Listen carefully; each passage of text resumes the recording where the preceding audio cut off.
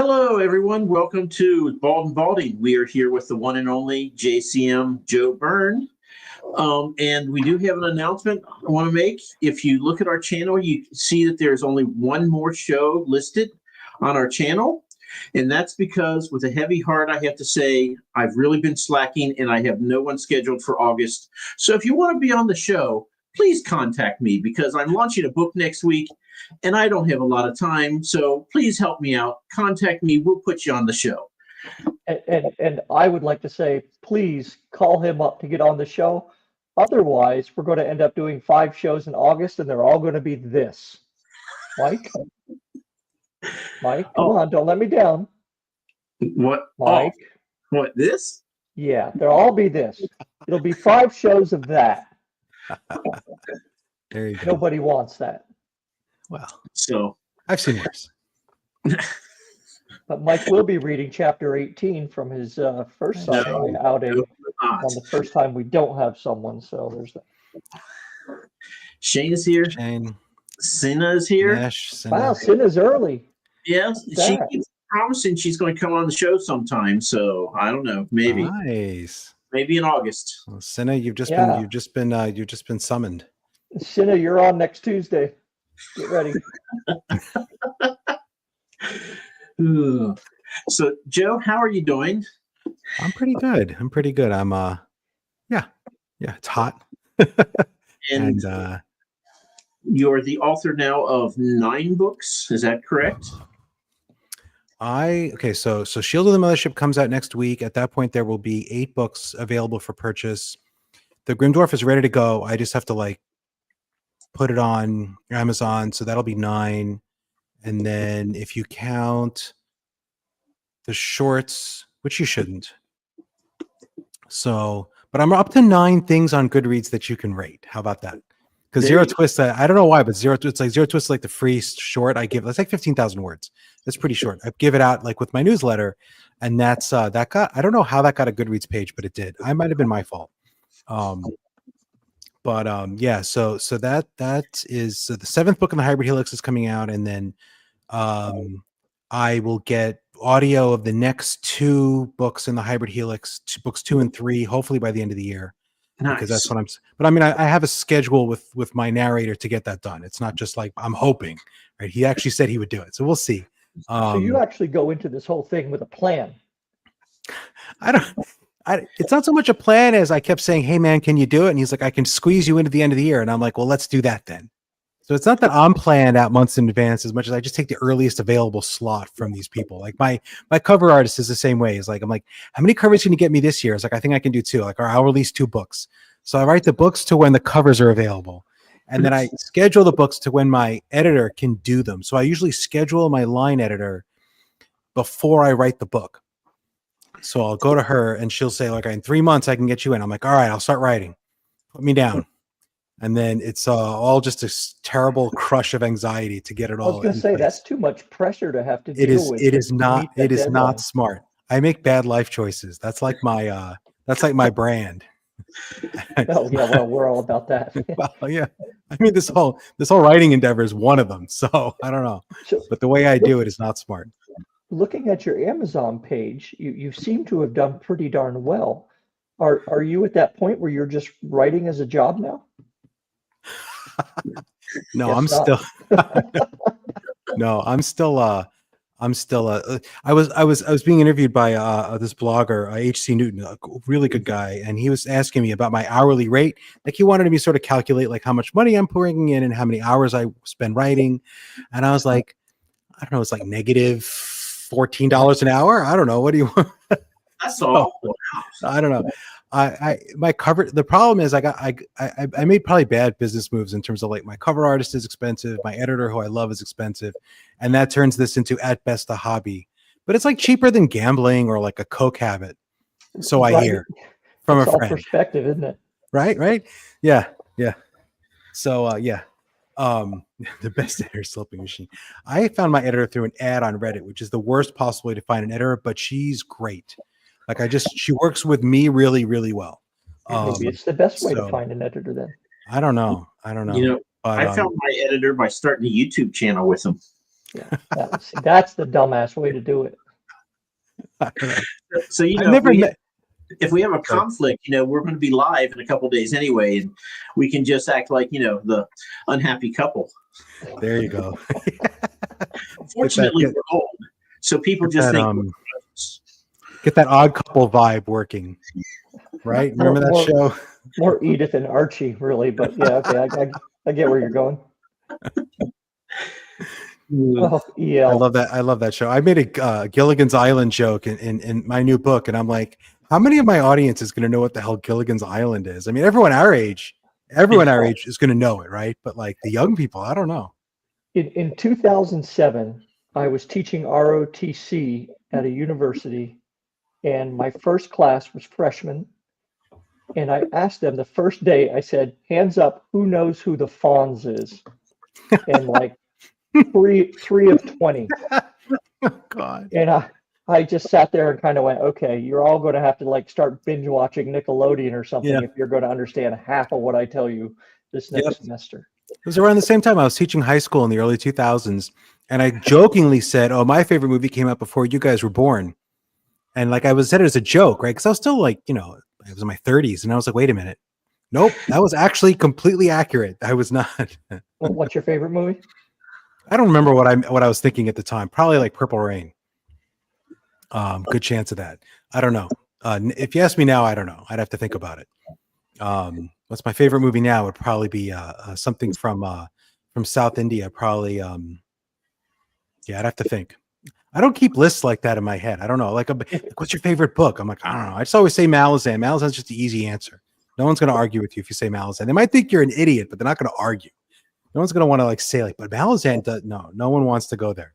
So. Well, I normally have a rant every week or so telling people that why on earth would you ever read Wheel of Time? So, I have a theory about that. I feel like it depends how much time you've got.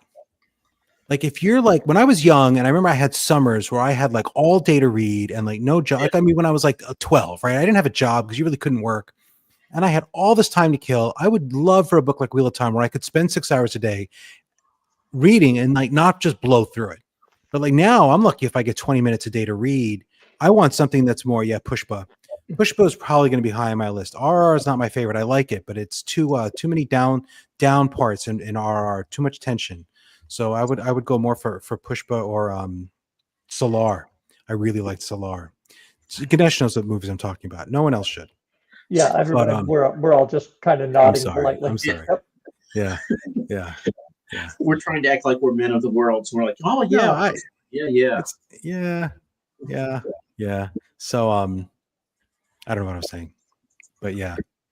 So no. So if you only have like a short amount of time, you really want something with kind of, I think of it as almost like denser, like per page, you want more cool things to happen. But if you got all the time in the world, you almost want less cool things per page because you want to just be able to kill your days, reading and not be overwhelmed with the amount of stuff flying at you. So I think that's going to shift what you like. I think I would have liked Wheel of Time much more when I was 20, when I had summers off from college, but now it's like, I don't know. I don't want to spend 6 months of my life reading Wheel of Time to get like 10 cool things. So, Joe, you know what people really want when they read and they don't get enough of? Space bears. Space bears. Yeah. Russian-sounding space bears. Russian-sounding space bears. I got to make sure I put enough of those. And that's every book. It's a struggle to try to find things for the space bears to do. I'm like, I can't. They were never really meant to be like an important part of the series. It was never the intent, right, for them to be an important part of anything in the series, like long term.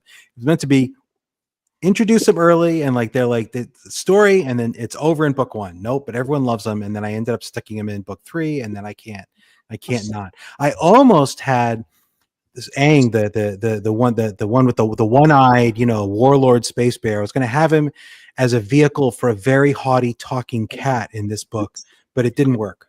I had to take the cat out.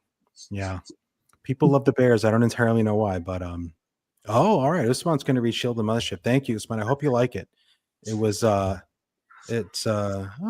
I've had very little feedback actually so far. It's because it's a problem with book 7. It's like you got to find ARC readers and beta readers who have read the first 6, and that's and they're free.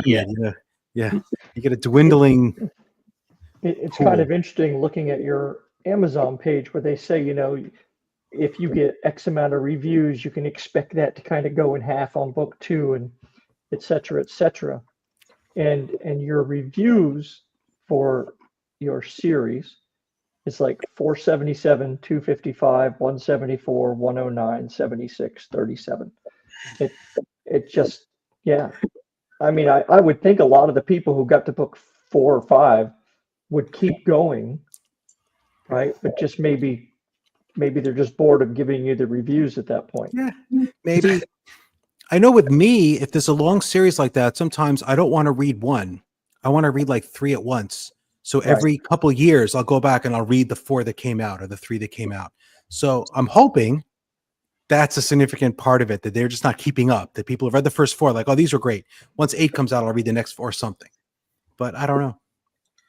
I hope. Yeah, I mean, there are people who ask you, like Mike and I have been to shows, and it's like, how many books in this series? And you tell them, and they'll say, okay, well, when do you think you'll be done? And I'll come back, in 3 years when your series is done. Yeah.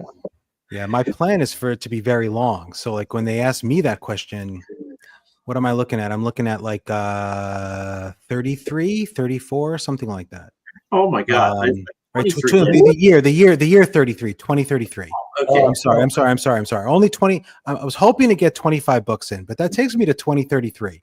And I don't really want people to wait 8 years and say, I'll pick up all 25 books and read them now. That seems kind of, but people say that, but then like some of the most popular series of all, like the huge selling series are never going to, there's no sign of them finishing, like Dresden Files, right? They're on like book 17 or 18 and it's a huge seller and he's not done. I mean, he said, I'm writing 25 books. Like Game of Thrones. The Game of Thrones, like when how many are out in Game of Thrones? Is it like 5 are out or 6? I don't remember. All but 1, N-1. Yeah. But like he said he was going to put that out, like it wasn't like like 15 like he years said, ago. oh, there's but he didn't say there's like 10 to come and people like waiting for the 50. But yeah, plenty of people read those first, few Song of Ice and Fire books and they're like they're just fine with that. I don't know. So yeah, the Dresden Files are shorter. Oh, I love the Dresden Files. Yeah. So normally I have my trophy shelf behind me, and you can see there's a spot missing here, and that's because Wistful Ascending is down here for the show, but it's going to take its rightful space back up there on the shelf. Ah, sweet. Place of honor. Thank you, Mike. That's very kind. I love catching my books on booktuber bookshelves. That's like my that's my little because there's quite a few who have them like somewhere, like Brian Bell of BellTube. It's like right just next to him is like I can see 3 of the little spines there. I'm like, okay, it's very kind of people. Very colorful, so they stand out, and 2 they look good on camera. So yeah, I had nothing to do with the color schemes. Like I gave vague ideas of the kind of scene I wanted in the cover. I gave that to my artist, and then he's the one who made the colors really so diverse. And interesting. And the Shield of the Mothership has really pretty colors, and it's nothing I had any. That's even a funnier story with the cover, right? Like I gave him the rough idea of some things, elements you could put in the cover. He comes back with a sketch. I'm like, this looks great. The sketch is fun. The sketch doesn't. It's just the layout, right? I'm like, this is beautiful, fantastic. Go for it, Chris. I send him the go ahead. Tell him go for it. He's like, one thing, just how long is Rohan's hair? And I'm like, his hair is short in this book because he cut it. It's like, good. Got it. I got the sketch. Hair is short. Send all that back to him. And a month later comes back. He says, I ditched the sketch. I did something completely different. Here it is. And I'm like, okay. Not sure why we went through that process. It's beautiful. I can't argue. This is the completely different one? Yeah. It's got nothing to do with the sketch. Completely different layout, which is, his hair's long. That guy. His hair's long. I'm like, okay. Yeah, well, that's the thing. I'm like, I hire Chris because he's got an artistic vision that I don't have, right? So I'm like, well, if you did exactly what I wanted, it wouldn't look so good. So I'll take it. Oh my God. Yeah, that's the one thing it took me a while to learn, but my covers, I originally was like, and I want this person, I want that person, I want the whole, and finally the guy's like, look, if you put 16 people on the cover, that means there's nothing on the cover. He goes, 1 person is best, 2 if you have to, but stop, and then you have a point of focus. And I was like, hey, it's almost like I'm not an artist. Yeah. But there are, it's like, that's the art director's. If you were a publisher, that would be the art director's job, is thinking about it in those terms, right? Because it's the art director who tells the artist, one guy in the cover, this color scheme, this is where how the graphics should look, right? And that's the thing people think about, like, do I have an editor? Or am I doing the job of, like, indie authors? Like, am I the editor? Am I the cover artist? But you also need an art designer, and some people are really good at that job. You know, they can tell the artist what they want, and the artist does what they want, and it comes out looking good. If I tell the artist what I want and it's not, and they do what I say, it doesn't come out well. I learned I'm just really bad at that. So I was like, all right, I just find a guy who I just give him a check and he does the right thing, despite me. Yeah, I give them a paragraph. I'm like, this is what I want. Do what makes sense and surprise me. Yeah. And they're always like, me. how about this? And I'm like, wow, I always want to have like a police lineup where I have 5 people standing shoulder to shoulder, you know, none of them with expressions. And I'm like, and you gave me action. Hey. Yeah. I feel like we want our characters on there, or we want like a cool scene from the book represented very precisely, because that's our baby, you know, Right. But that doesn't sell the book. You know, your audience doesn't care to get the scene exactly done right on the cover. Like, they haven't read the book yet. It doesn't mean anything to the consumer. So I think our instincts are often just like not correct. Not everyone, but I know mine. I agree with that, except for when it's a really, really cool cover and I'm reading the book and going, well, when is this scene coming up? You know, and then you kind of get to that realization that scene is never happening in this book. Yeah. Well, yeah. Yes. I'm going to have Rohan will fight a giant turtle in this book. So I promise that will happen. So that part of the cover. Godzilla-like thing. It is a Godzilla-sized turtle. Okay. You can see the beginning of his shell over his back. That is like that is Megara, the kaiju turtle, who plays a significant role in this book. So because you know, gotta have giant monsters in every book. Turtle slow, or is it Teenage Mutant Ninja Turtle speed? No, it's Gamera speed. It's Godzilla speed. All right. Okay. Yeah, and Godzilla size. Well, no, it's smaller than Godzilla size, but the ballpark. I don't know if you've seen the Gamera movies. It's like another Japanese giant monster franchise with a giant flying turtle. It was, you know, sort of the same kind of studios that came out with Godzilla movies, but it was a different franchise. So I like monster movies. Cinna said she just picked up book 6 and she can't read them.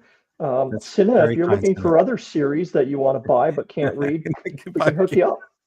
Hey, Roxanne Station, you can pre-order now. Cinna, if I can get my finances together, I'm going to even try to get.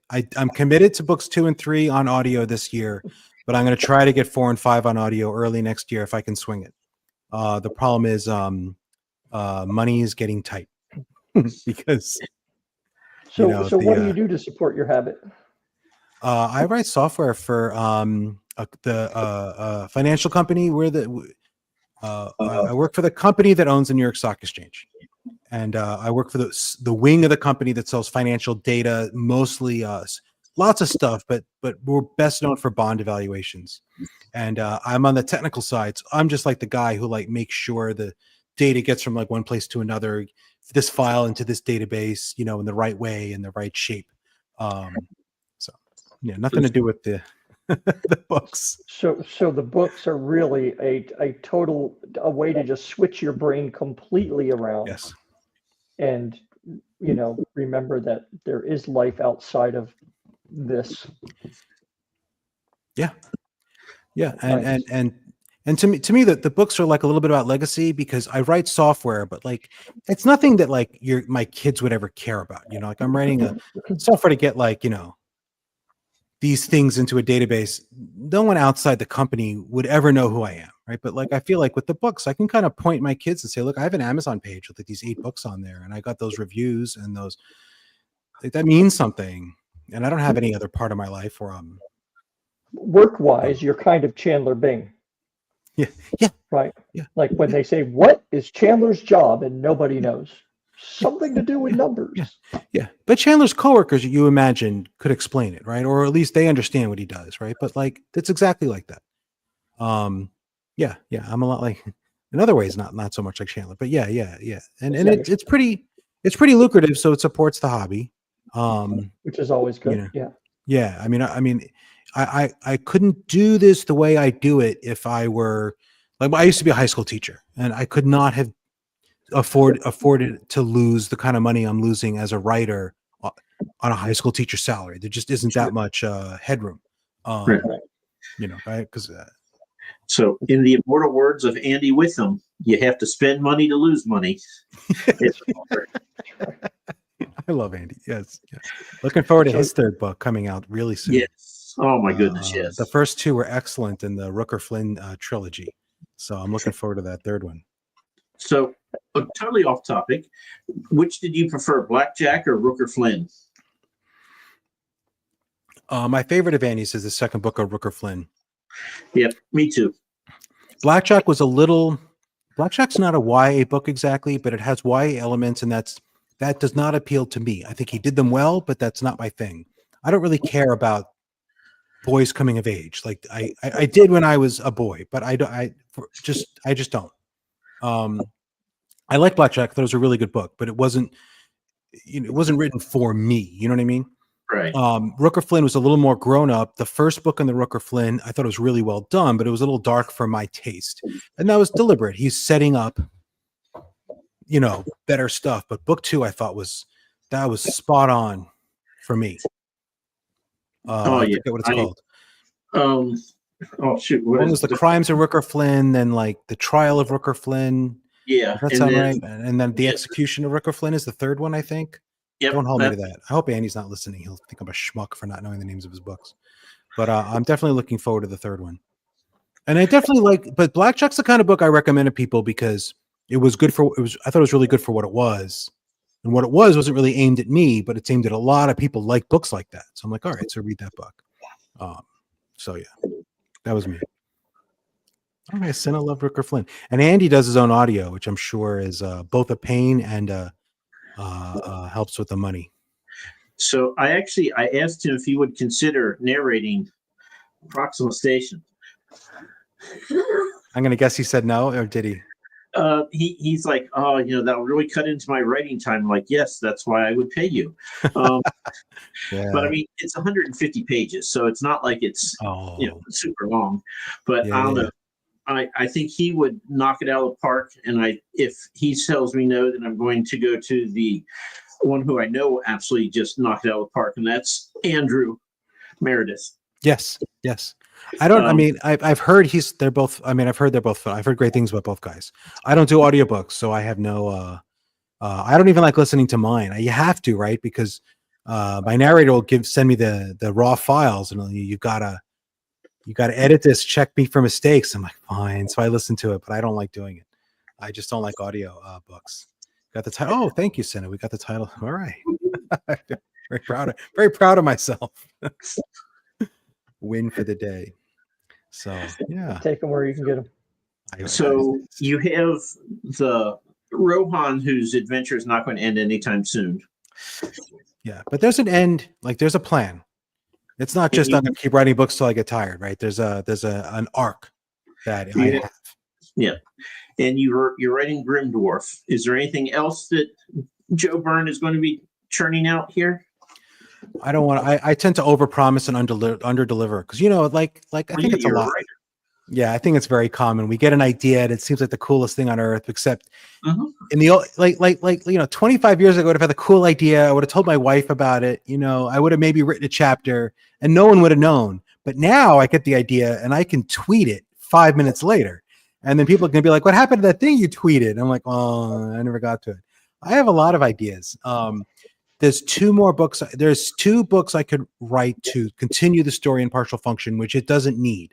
Partial Function is a complete story. Like it ends.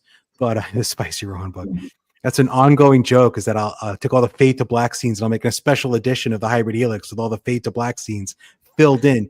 But really, I'd want a guest writer, like a smut writer, just for the fill-in parts, and then maybe a guest artist, maybe some smutty panels to put it like in the back insert. I think no one does that in the Kickstarter world, and I'm really thinking it could be a thing. Anyway, so there's 2 books in the Partial Function world I could do. There's the Grim Dwarf, definitely. If enough people ask for Grim Dwarf, I'll write more Grim Dwarf, because that is much more of an episodic story with a much less tight overall structure. So it's kind of easy to just chunk out chapter after chapter in between other stuff.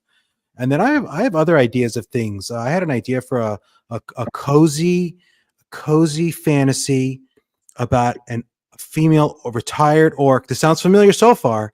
She opens a massage parlor. It's going to be called Happy Endings.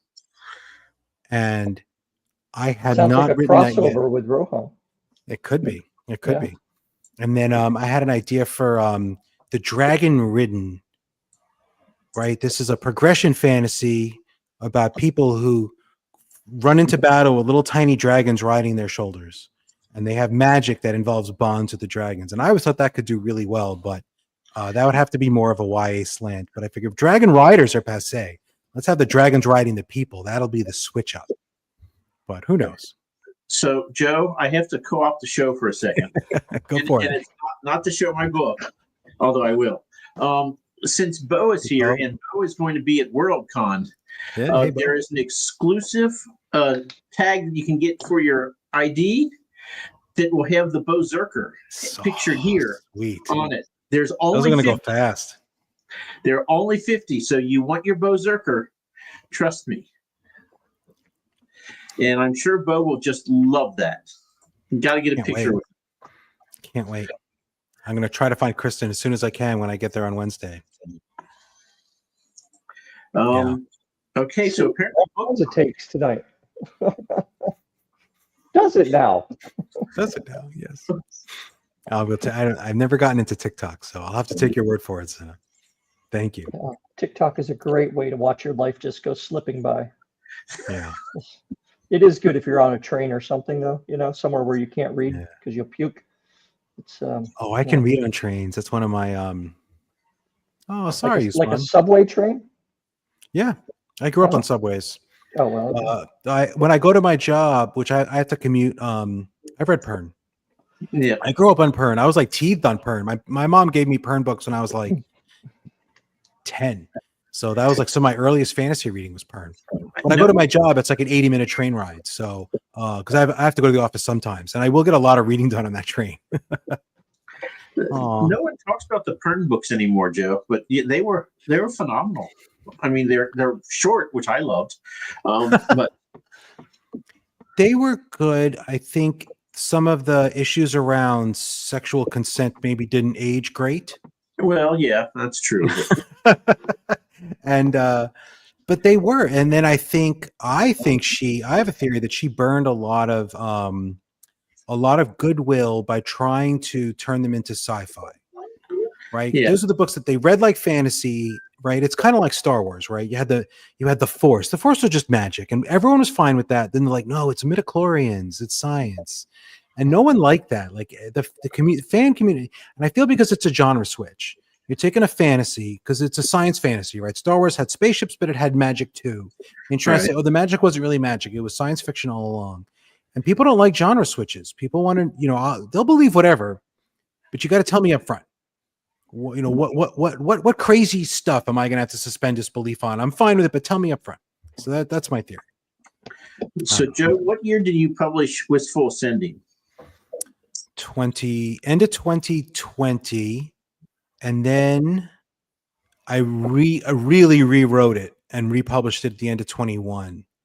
I hired an editor and I started watching like YouTube videos on like how to write, and I cut I think 15,000 words out. I mean, I touched every sentence in that book because I really didn't know what I was doing when I wrote it. I basically wrote it on a whim. I was like, I'm going to write this and I'm going to publish it, and I don't think anything will happen, but what the hell? Why not? Like, I've never done this. I'm, almost 50 at the time.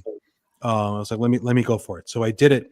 And then I was like, this is good enough. I got enough positive feedback. I'm like, if I actually knew what I was doing, I could maybe make this worthwhile.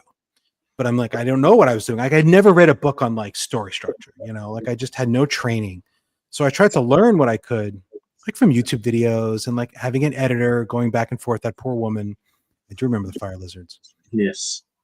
So then Wistful Ascending was re-released in 21, and then Return of the Griffin. And then I rewrote that book also last year because I made sort of a very fundamental error with Return of the Griffin, I felt. And after enough negative reviews about this one aspect of the book, I'm like, I should just fix it, because why not? If you're aiming for a 25 book series, you don't want to be stuck with a bad book too the whole time, right? Because that's like my life's work in a way, and I don't want to it's not like some people, they write a trilogy and they just move on to the next trilogy or the next, whatever. And then, 5 years later, they're like on their 7th series. And then if the second book of the first series isn't great, like who cares? It's like, who cares if like Will White's fantasy novels are kind of poor because people won't read that. They read Cradle, but I was like, it's not the plan I had. I didn't give myself that option. I really wanted a Hybrid Helix to be like, that's a book where I'm like addressing the themes that to me are important, like Big Eye, So I didn't want to cripple it. So I rewrote Return of the Griffin also, but then I'm trying to aim for 2 books a year. That's the plan moving forward. It's 2 books a year. So we'll see. I think a really good book 2 is almost, I guess you could make a case, almost more important than a really good book 1. Because, would there ever have been a Star Trek 3, 4, and 5 if Wrath of Khan sucked? Right? And you could say the same about Star Wars. If the second Star Wars movie was just total ass, maybe we would have been spared the other 6. And Star Wars is interesting because the second movie was not just like the first movie redone, right? They didn't have the same structure. They didn't have the same like feeling of tension. It really was a different thing, like continuation. And that was kind of ballsy, because when you have the successful format, I think it would have been much easier to just have a very similar movie and just do it again, like they did with episode 7. Yeah, Rogue One. Like episode 7 was like, well, no, you're right, episode 7, right? Like, well, Star Wars worked. Let's just do Star Wars one more time. It's like, okay, and like, it's safer. It was I didn't like it. It was such a blatant ripoff. I hated that movie, but it's a safe choice. It's not what I would have done. I have my whole my own alternative way I would do Star Wars, but so Joe, ask you a controversial question, because I'm not asking you the Griffin one, because I know which one you'll answer. Okay. So is Jar Jar really a Sith Lord? Oh, definitely. Definitely. Definitely. Look, you always have to make the choice that's the most entertaining when you answer questions like this, right? So what would make the most fun out of that first series is if Jar Jar, was a Sith Lord the whole time and sabotaging them. Hail Darth Jar Jar. Yeah. Yeah. So Ro, I'm going to ask the question. I know what he's going to answer. Sure. Yeah. Go ahead. Knock yourself out. Oh, is this Griffin or T-Rex? Yes, I know. You're contractually obligated to say Griffin. I am. Not only is my hero's codename the Griffin. My second book is called Return of the Griffin, but I actually have a flock of griffins feature fairly prominently in Partial Function, and no T. But do I have T-Rexes? I have undead, immortal T-Rexes in large numbers in book 7. Shield of the Mothership coming out next Tuesday. There's a plug. There you go. So yeah. They're not on the cover, but they're in the book. Okay. So, yeah. I'm sorry. I know you keep waiting for someone to say T-Rex, and everyone complains about the short arms, and I'm like, every week. Hey, there's EL. I can count on EL. He's on Team T-Rex. Not many of us. Griffins are weak. Yeah. So what made you think of you had to write a book about Rohan? Because I read, well, I didn't read, I listened to your first book, and absolutely loved it. And I'm waiting for audiobooks to continue the series. So I'm really excited about later this year. Thank you. Yeah. I'll get you codes. So there's a lot of different things. If you read the books, if you know people who people who are really immersed in a sort of a wide part of geekdom, they keep saying like, oh, I see a little bit of this in there and a little bit of this in there. It's like a little Lone Wolf and Cub and a little of this anime. And I'm like, yeah, it's all, because I'm a comic book. I've read a lot of novels, but I've read more comic books than novels, right? There's a lot of stuff. So there are a lot of things. Like the key thing to the world building was this one scene from Invincible, the comic book. It was the comic book, which is now a cartoon. But I mean, I read the comic before the cartoon existed, and there was this one piece of world building in Invincible that I thought, you know what, I need to. It bugged me, and whenever I love Invincible, and when there's something in there that bugs me, I want to sort of, almost like fan fiction. I want to like fix it. I want my own version where I take that and I twist it to make it work. And it was about having these superpowered beings sort of breeding super soldiers. And the thing that Invincible is people, the super beings can do this, but they don't do it on purpose. You know, it's like, and I'm like, or they don't do it on purpose for many thousands of years. And I'm like, why wouldn't they do it on purpose? It seems like Viltrumite sperm is the most powerful weapon because it can make superpowered beings, right? So I'm like, this is something someone should have taken advantage of. So I was like, I'm going to write a whole series where that's how the evil empire keeps its control, is by breeding superpowered like children. And then I was like, that's kind of cool dynamic, because then those kids, you're not going to treat them very well, right? You want to sort of enslave them. You want them to be, because they're your soldiers. You don't want them like fighting you, right? So you got to manipulate them, and then there you get this interesting dynamic. And then so I was taking stuff from there, and then I was taking the overall writing structure was from these South Asian movies, where these action movies where the heroes are kind of overpowered and you never really feel like they're in danger of losing, and yet they're still interesting. And I was like, how do they do that? That's not supposed to work. So I was like, can I make that work? And that was like the challenge. The challenge was, you don't have that thing in the beginning, end of Act 2 or beginning of Act 3 that's supposed to happen in the 3-act structure where all is lost. I don't have an all is lost moment usually in these books. I was like, but can I keep someone interested enough? And like the good South Asian movies I'm thinking of, they often do it through like having mysteries. Like you don't really know what's happening because they'll like skip back and forth in time, or they'll have a complicated plot, and you're just curious, and the curiosity drives you. It's not the tension. I was like, well, can I do that in an action story, but have the curiosity pull you through the book? And that's been the sort of goal. And then it's all about like having the hero kind of be kind and, you know, not just, you know, not just murder his way through every problem, even though he can. And that makes it fun, because then on the occasion when he does his murder ways through a problem, it's a little extra satisfying, because you know that's not his like go-to tool. You know, so as I said in the first book, Moran's like, I'm trying to cut back on murder. So that's the ethical sort of mantra. So I think the new Superman movie actually did what you just said there, is they took a character who is way OP and made him interesting, much more interesting than they've ever done before. And it was also nice to be able to see something in a DC movie. You know, it wasn't just darkness and you know, kind of cloudy skies and rain and, you know, just drab.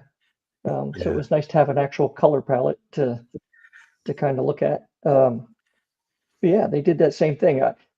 And even though it did have its sort of spoilers coming, you know, all is lost moment, it didn't really, because they had contrived to hook him up in a place where you knew it's like, okay, it's just a matter of how this other person is going to get him out of this. Yeah. I mean, I think a lot of the people are talking about the Superman movie in the sense of like sort of the feeling, the hopefulness and tone is very similar to what many people have said about my books. I'm not saying the quality, I'm saying that the tone, right? Rohan is very OP, but he is consistently trying to do the right thing. Sometimes he screws up and gets it wrong, but you never like, oh, is he going to turn dark and just murder a bunch of people for fun? Like, no, right? And that's Superman, right? That's the old Superman. Superman didn't stand by while people were in danger. He took his glasses off and flew in and saved them. That was what Snyder got wrong. This idea that, well, what if Superman was afraid to save people? It's like, oh, like that's a different character. That's an okay character, but don't make Superman that guy. That's not who he is. So that was always the intent with Rohan, was that he's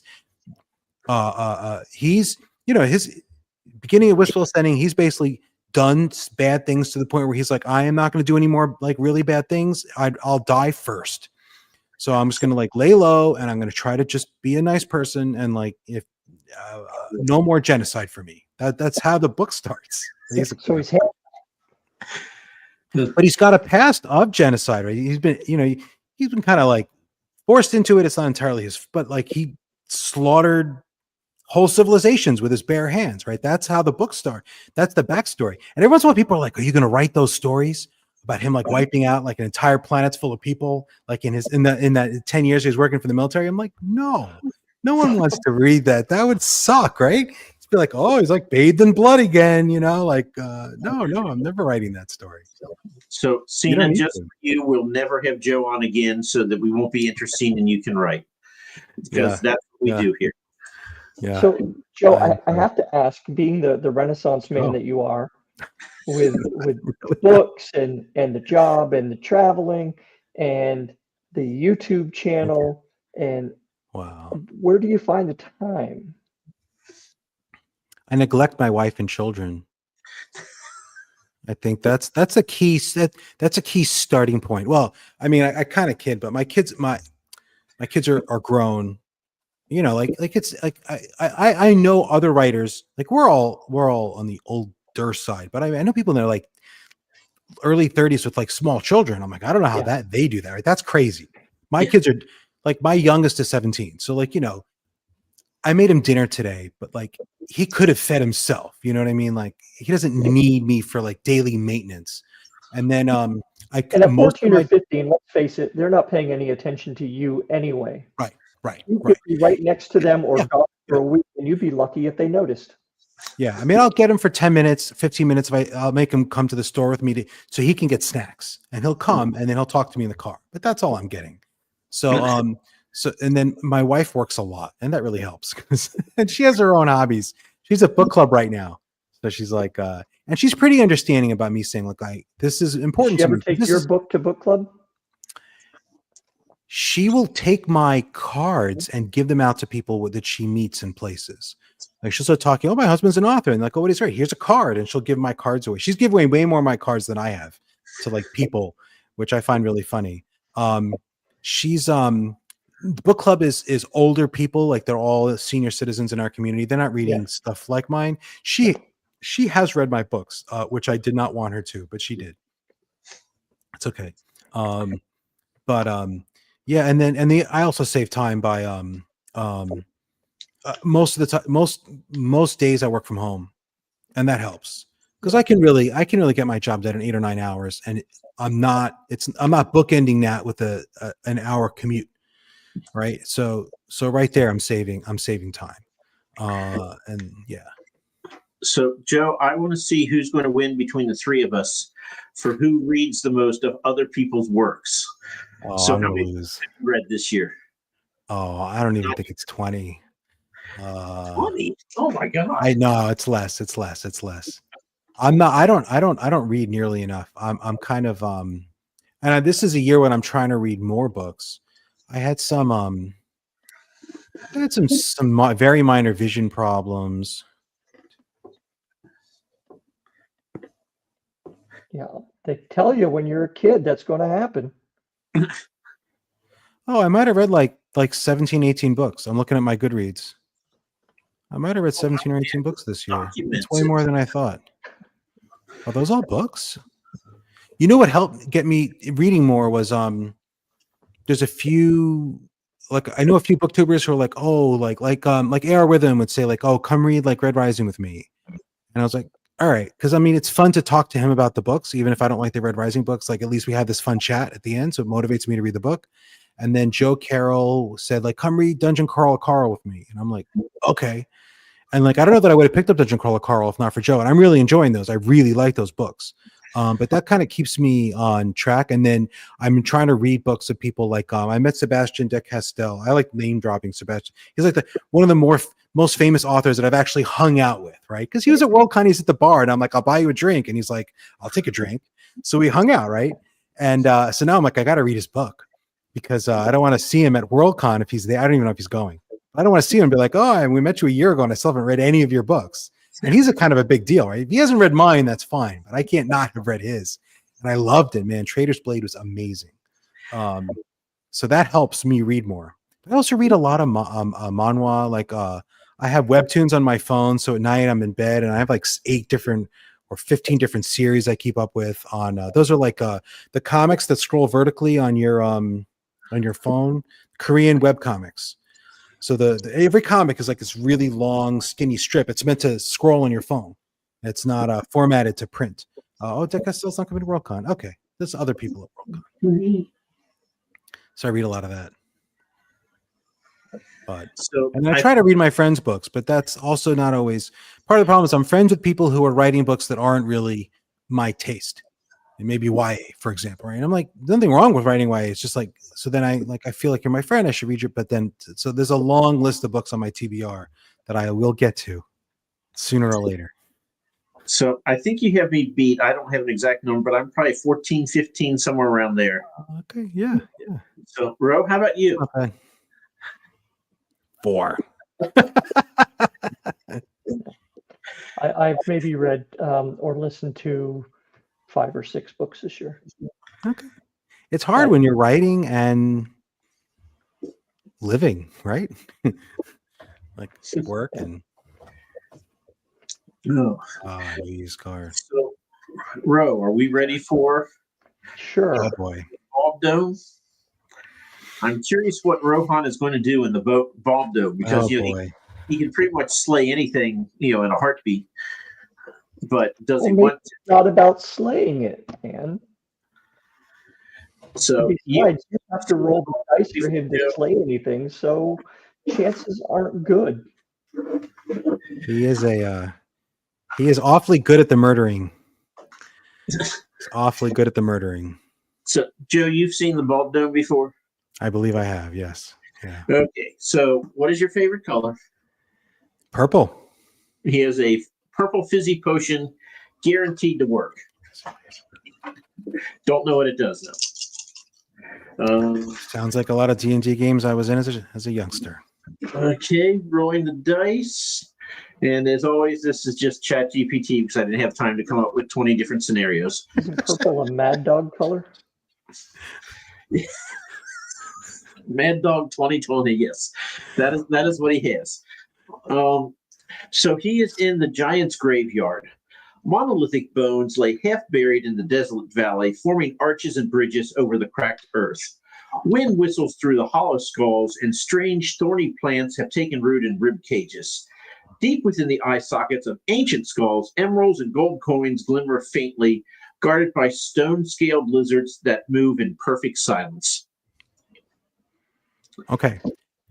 So that is where he's at.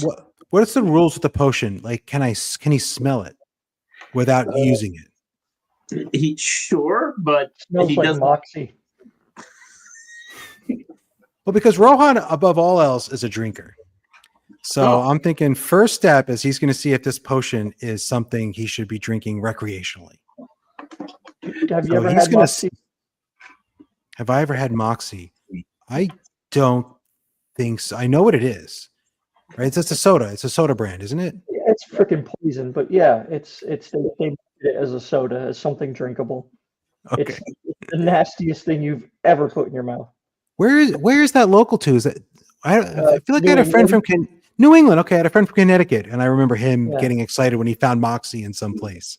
The potion makes the cat talk. It's like made out of molasses or something. So yeah, I'm all about local sodas, and that sounds good. So, can he smell the potion? What does it smell like?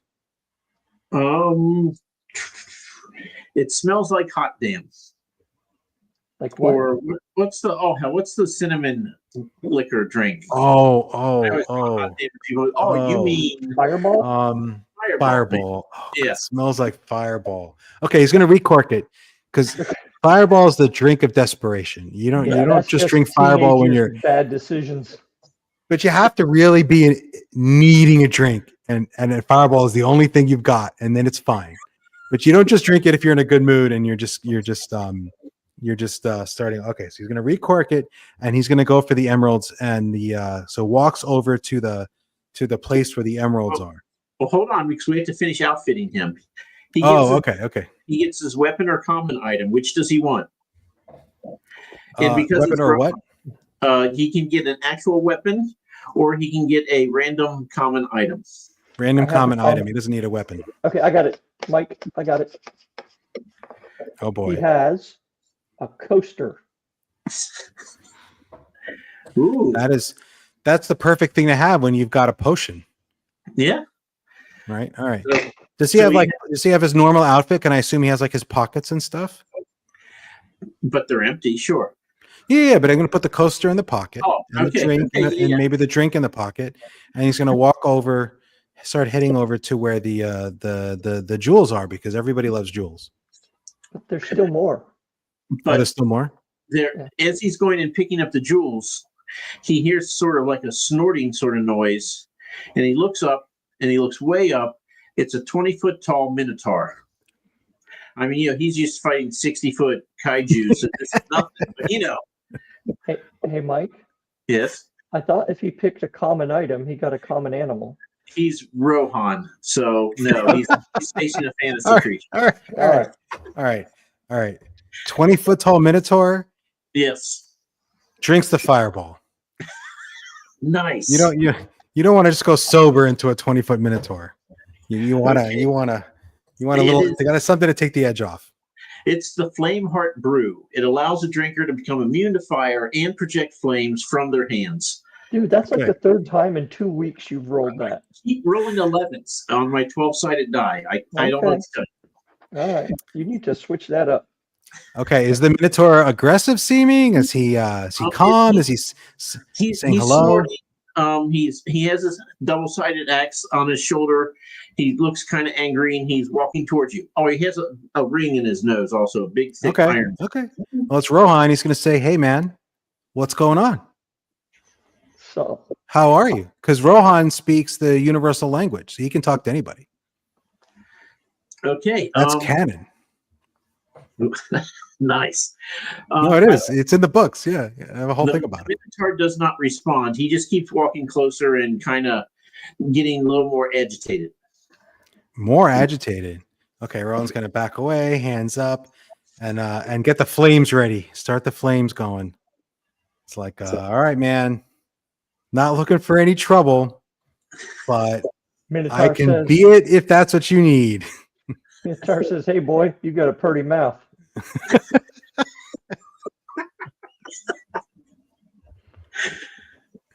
If I had a nickel for every time. Okay.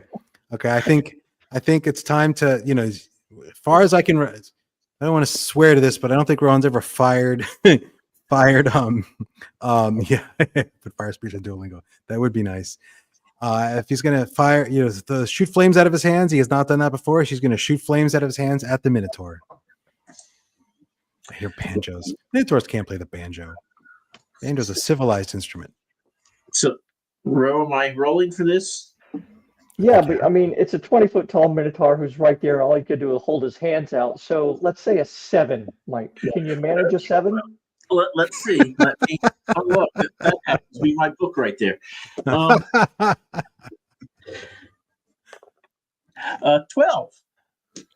Right. So you hit him with a little bit of a fireball, and it singed his hair, and it smells real bad, and he kind of brushes it off. Been there. Okay. Well, you got to wait for the Minotaur to make the next move. He Can't just attack them. Takes the axe off his shoulder and spins it around like a baton. All right.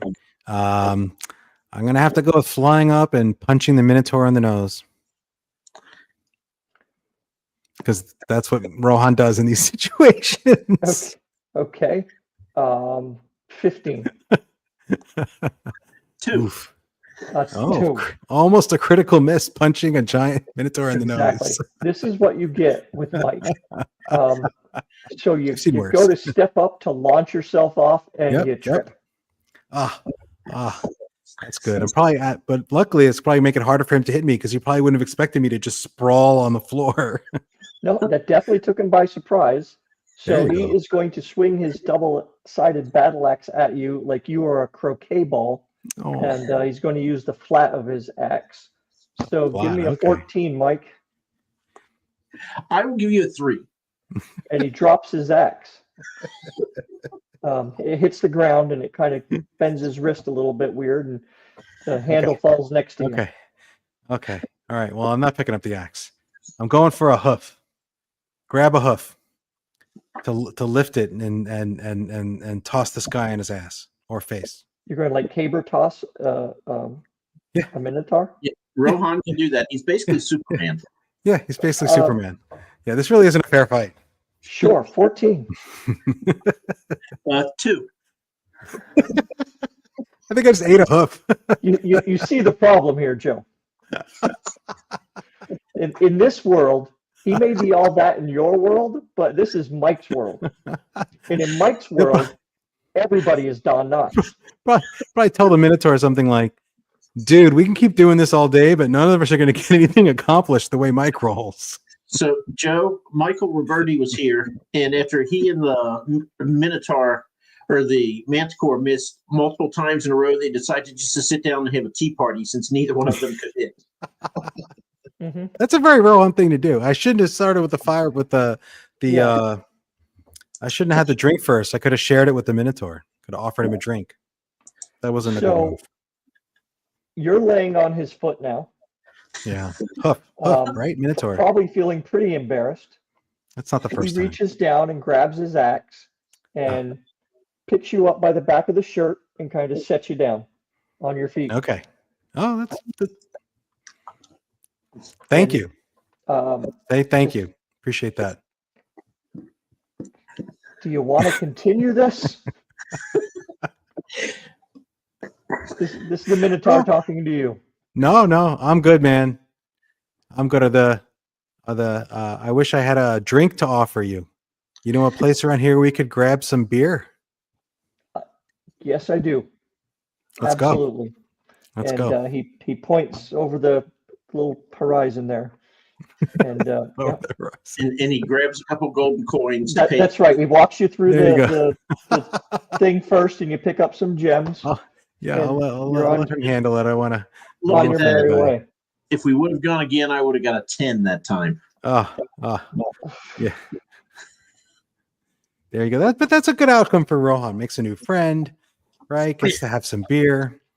That's what I try. That's what we aim for. Every once in a while, he's got to murder somebody, but we try to avoid that. They can get into a fight together at the bar against other people, and just Yeah.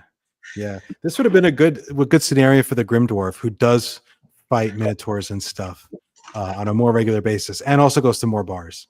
To be fair, it's just amazing to me how consistently bad Mike is with it. I think you've rolled a 20 like twice.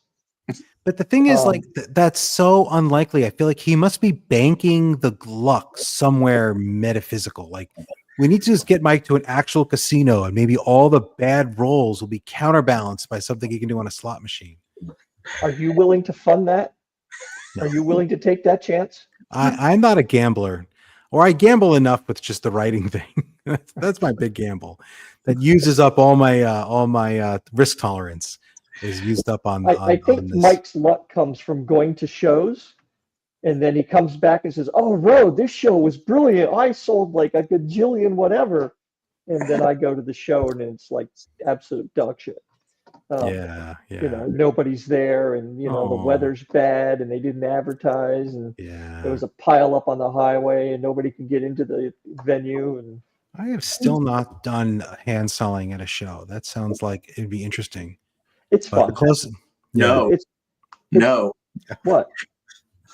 Sounds like it'd be interesting. No, it's very long, and you stand there, try not to look desperate. Although, if you actually like to talk to people, it would probably be better. But I hate people, so it's really hard. If you like to people watch, Joe, you could spend a lot worse time than a couple of days at a Comic-Con. Well, someone's asked me if I'm going to Worldcon to try to sell books, and I'm like, do you know how many books I'd have to sell to break even on like a flight to Seattle? Like, that is never that is just it's never going to happen, like, no, I'm going there to like hang out with people and treat it as my vacation, it's not about making. Someone's like, you think you'll make contacts that'll sell books? I'm like, it's conceivable, but probably not, right? I'm probably just going to meet people who are cool, and we'll have fun, we'll drink beer, and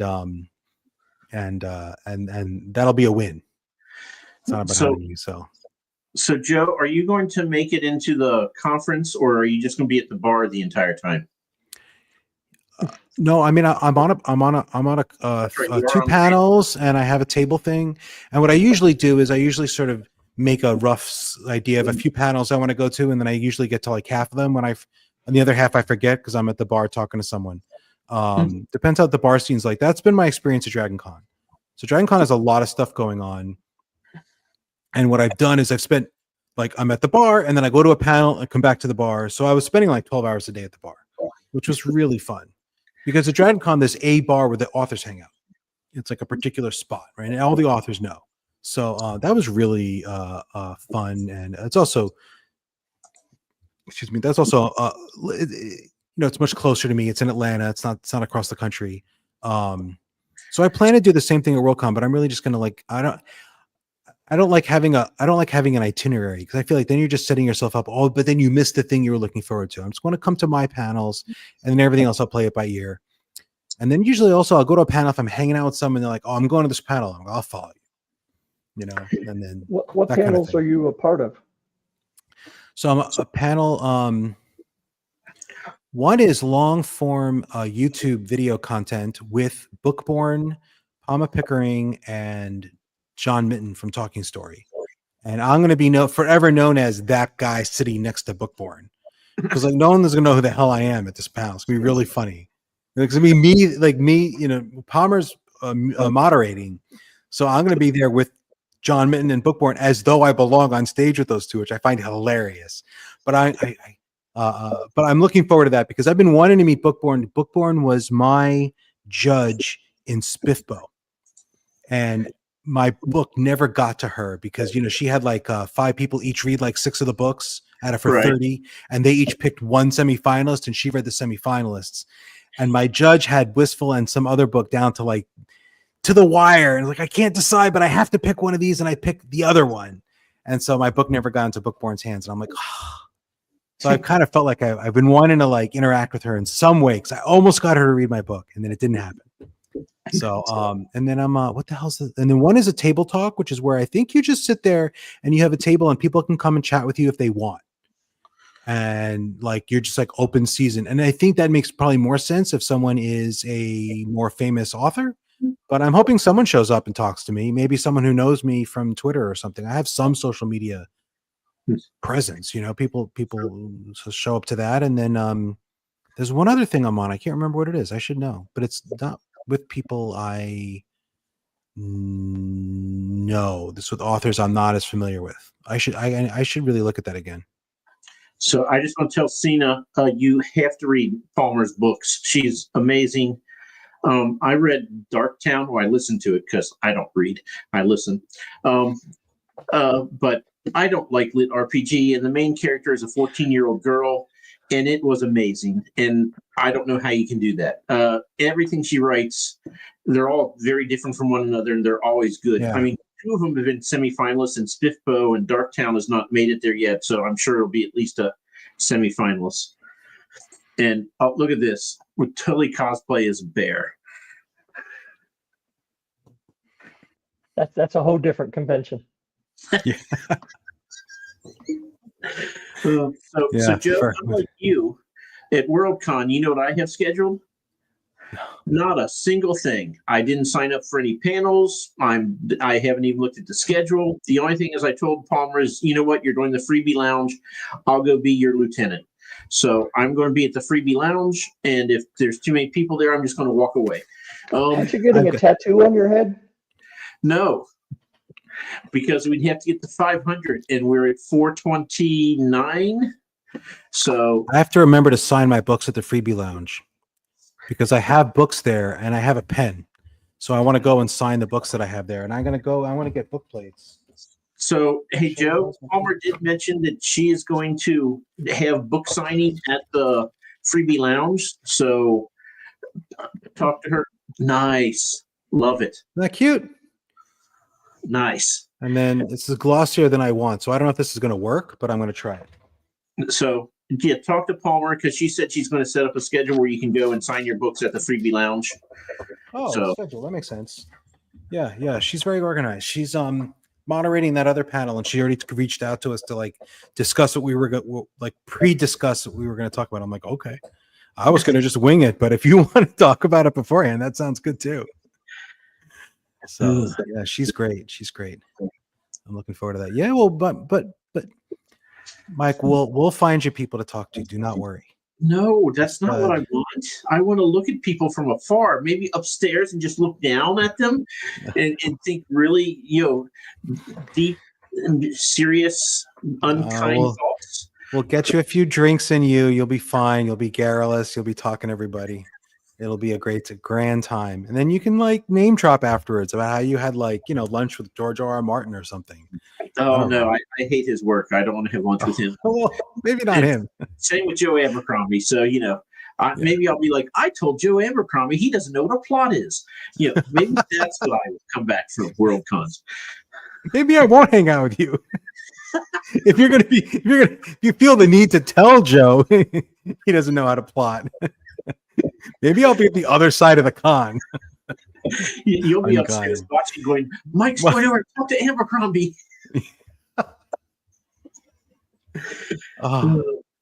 It's so funny watching people go up to someone else, like another author, and like some people are more awkward than others. Like, I've never read anything you've ever written, and I'm like, you don't have to say it. Like, it's okay, right? No one's like mad. Like, if you go up to Matt Dinneman and you're like, I've never read Dungeon Crawler, he doesn't need to hear that. He doesn't care if you haven't read his books. Plenty of people have read his books, right? Yeah, you don't want to lead with, I just want you to know I've never read your books and I never will. Like, you just don't have to, right? You can just not say that and just say, I like your beard or whatever, right? Or some people are so like, which way is the restroom? Yeah. Almost I almost followed Jim Butcher into the restroom at Dragon Con. That was my closest I came to true fame was getting a restraining order from Jim Butcher. I was this close. And then I had a moment of good judgment and I didn't do it. And that was my chance at a great story just shot. So that's okay. That's okay. No, these are super fun events and the very biggest authors are hard to approach, right? Jim Butcher's hard to approach. I mean, he's got, because a line will form, he'll get mobbed, and you know that. But like, right. And I'm sure Brandon Sanderson's hard to approach, but like, you go down like one tier from that, you get to like the Sebastian Castells of the world, the Matt Dinnemans, and you can just go up and talk to them, and they're perfectly lovely, reasonable people, and they'll chat with you about whatever. So it's very cool. And so I want to have my books, holding like, and you get one of my books, and you. And I'll just be holding it up in front of everybody. Yeah. I remember Ganesh is in the chat. He came to Dragon Con 2 years ago with like a backpack full of like books for people to sign. So he had like the entire set of I forget Brian Cahill's series, The Bound and the Broken. Is that it? Yeah. But those are chonkers. So Ryan signed them all, and then but it's like a stack, like the size of Ganesh, and he just took a picture with the sign stack. It was really cool. It was really having people come to you to get you to sign their books is fun. That's a unique experience. Now that you say this, I'm going to have to get Palmer to sign her books for me. Do it. That's why I'm bringing the book plates, because I feel like people shouldn't have to carry the book around. But if anyone meets me at Worldcon, I'll have the book plate. I can sign the book plate, hand you the sticker, and then if you have a physical copy, just go home and stick it on. It's the same thing. But that way no one has to drag a bunch of physical copies around. So that was my idea. And see, if I ever in any way tried to market myself, I might have that problem too, but I'm not going to bring any book plates because no one's going to know who I am. And I'll probably avoid them anyway. People know who you are. You've got almost 500 subscribers on the channel, man. That's a lot of people know who you are. Absolutely. Especially after you do these 5 interviews in 8 days leading up to the next book. That's right. I took off next Friday because I was like, I'm going to be exhausted and I'm not going to talk to anyone. So my launch day is next Friday, and I'm like, nope, I'm going to hide from the world on my launch day because, you got to spend money to lose money. And I'm not having a launch party. No, I did a launch party on my channel for James Doolin, who's a friend, and I was like, I should do one for myself, and then I didn't schedule anything. I just didn't. Mike, we seem to have a couple of free weeks here as our scheduler went MIA. So we could bring you onto this show, and I know it would be odd for you to show your book on this show, but you know we could probably People wouldn't know what to make of that. Yeah. So we'll schedule that. You should do a Bald and Balding interview Bald, right? Like featuring or something, right? You guys can be guests on your own And then show. when my book comes out next month, we can just do it again. We can do it. Ask us anything, and then we'll just sit there going, "I don't know. What do you want to say, Ro? I don't know." Maybe anything can go down some really bizarre paths. I don't know if I'd do that. Yeah. That's like playing Truth or Dare, where every question is dare. There you go. I don't want to play Truth or Dare at Worldcon. That just sounds like a dangerous thing to do. Yeah. So when are you getting in at Worldcon, Joe? I want to say Wednesday morning. It is Wednesday. It is something early Wednesday, and then I'm leaving like early Sunday. So I think Sunday morning. I don't think I'm going to be at the con at all. But I really have most of the day Wednesday, Thursday, Friday, Saturday. My wife's coming, but I don't really plan to spend any time with her at the con or during that span, because I'm going and I'm like, I have a hotel room, and I asked her, I actually was like, do you mind if I go? Because I always feel guilty taking vacation where I'm not with my family, because it's like I'm burning my limited vacation time on just me. And she's like, I want to see Seattle. And I'm like, oh, I don't mind if you see, but you realize I'm not going to see Seattle with you. Like, I'm going to see the airport and then like an Uber and then like the hotel where the con is. I don't want to see like the Space Needle. I want to see authors. I don't care about the city. I'm sorry. I just don't. And she's like, well, she's going to go. So she has all these restaurants planned. She's going to eat her way through the downtown Seattle. Nice. And I'm just gonna, and I'm sure we'll like see each other at night at some point because we're sleeping in the same room, but I don't think I'm gonna I don't plan to like have meals with her or anything. So it's gonna be kind of funny. She'll just be there. So Joe, Cena has a good question here. Is there any way that I could do a live show? Is it going to be quiet enough anywhere that I could do this, or is it just going to be a mob? You can always find a quiet spot because all the people's hotel rooms and stuff, like it's not one place. It's spread out across a number of like hotels and things. And it doesn't need to be totally quiet, Mike. You can have a little background noise of people chattering. People do that. Yeah. At other cons. I mean, then there are events, there are live streams that are part of the con, right? Like FanFi Addicts is doing the panel live from the con with like George R. R. Martin and Ryan Kyle and like a couple other big names. Brandon Sanderson, everybody. Yeah. So that's at the con. So I think you could if you wanted. I mean, I wasn't planning to bring any kind of equipment to do anything. I'm really there for purely selfish. I'm not there to market or like sell books. I'm just there to like hang out with people like you. I mean, you're exactly the kind of person I go to Worldcon to hang out with, because you live far away. Like we would never know each other if not for the whole writing thing, right? Like this is, but I have these friends like you all over the world, and I'm like, I like to see them sometimes. So every so often I get stupid and I'm like, you know what? I'm going to plan a vacation. I'm going to go up the East Coast. I'm going to see Joe and I'm going to see Tim Wolf, and then I'm going to go up to Montreal, and then I'll go over to Ottawa and see Tim McKay and come back through Pennsylvania and stop and see a couple people there. And I'm like, wow, I've just planned a 1,400-mile trip, round trip. I'm not seeing anything. I'm just driving. I tell you what, you come here. I have a guest room, and I have a panoramic view of the Hudson River off my deck, and the Hudson Valley is really nice. There's a lot of like wineries and like really good restaurants and a lot of very scenic, very mountainous driving. It's really beautiful up here. It's very not New York City. And we're also just an hour and a half from New York City. So if you want to see New York City, that's an easy train ride. So been there a dozen times. I don't need to see it again. Oh, okay. I grew up there, so I get you. But the Hudson Valley is really nice. I gotta say so. So come on up, either of you, anytime you feel like it, and happy to put you up and show you. That's why we got the big house with the guest room. So Joe, what are your feelings on Vermont? On Vermont? Yeah. I spent a lot of time there when I was a kid because my parents loved going up there. I have very fond feelings about Vermont. Why? Is this a trick question?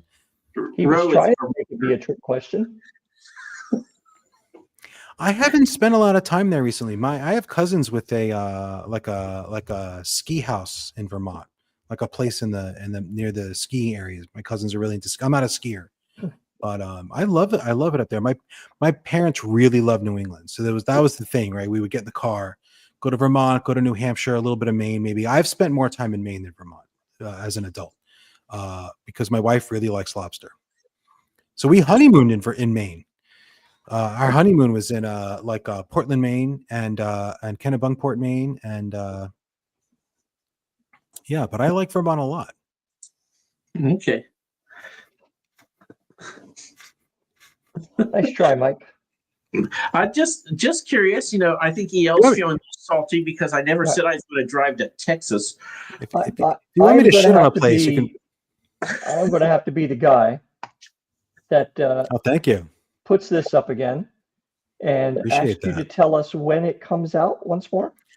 Comes out on July 22nd. That's next Tuesday. The hardcover should be available for order just before that. It's hard to time it all with Amazon, but it's all set. And this is book turn 7 of the Hybrid Helix, as it says on top.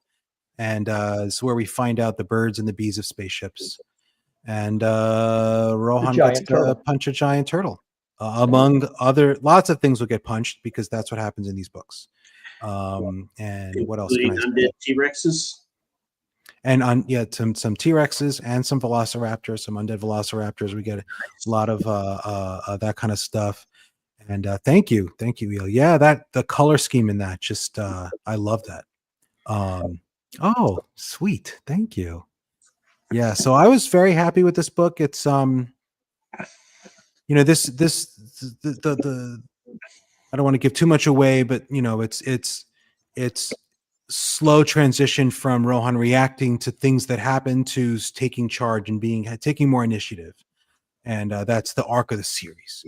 So we see that happening, and spaceships. There's no smut. There's no smut in the book.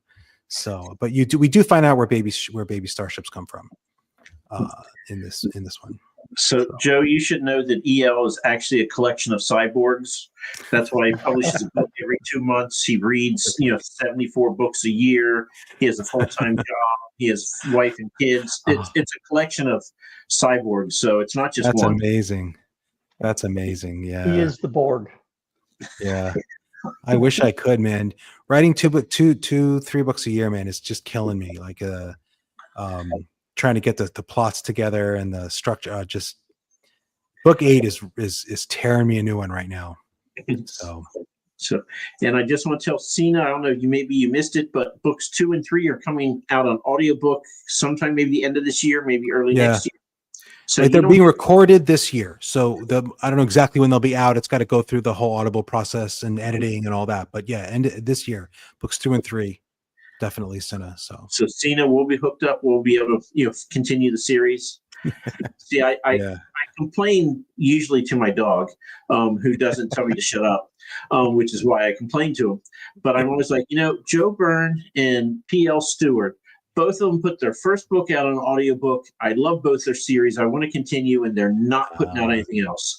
I'm talking to PL on Page Chewing. He's having me on Page Chewing on Friday.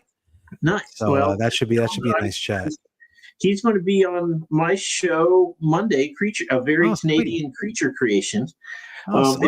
Sweet. The politest monster ever. 6 Canadians. Rohan's Canadian. He would fit right into that crowd. He's from Vancouver, man.